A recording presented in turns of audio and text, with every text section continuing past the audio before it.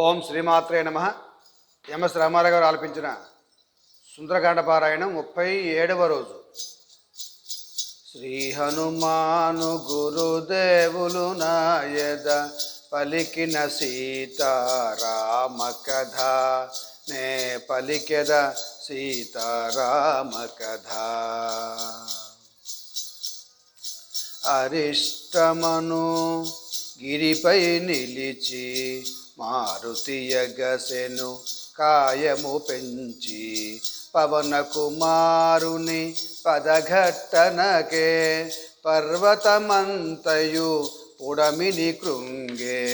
సీతను గాంచిన శుభవార్త వేగ శ్రీరామునకు తెలియచేయగా, మారుతి వెడలెను అతి వేగముగా ఉత్తర దిశగా వారిది దాటగా.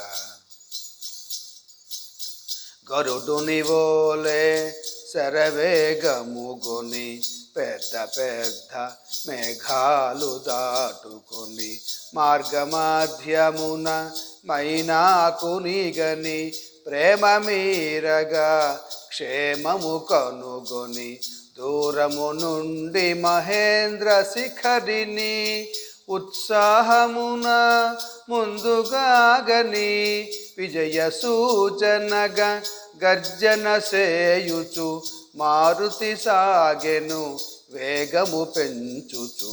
శ్రీ హనుమాను గురుదేవులు నాయద పలికిన సీతారామ కథ, నే పలికెద సీతారామ కథ. జై శ్రీరామ్.